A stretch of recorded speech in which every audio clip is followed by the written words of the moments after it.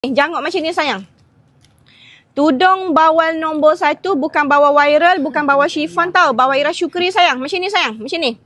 Ni warna hijau air tebu kan Yang ni tudung dia untuk asam buah. Macam ni kak. Cantik ke tak cantik sayang? Okey, yang ni warna navy blue.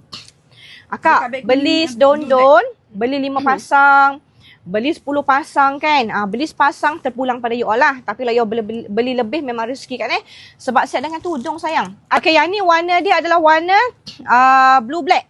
Navy blue macam tu lah sayang Ni tudung yang akan terima. Warna hijau mint.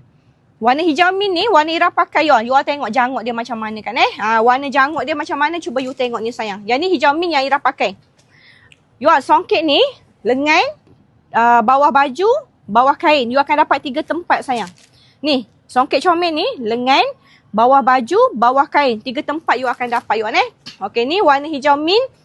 Tudung semua akan dapat sama sayang akan dapat tudung bawah nombor 1, tudung sama, bawah Ira Syukri. Sama sayang. Kita orang pakai ni sampel. Sampel kain tu kita ambil pakai benda yang sama.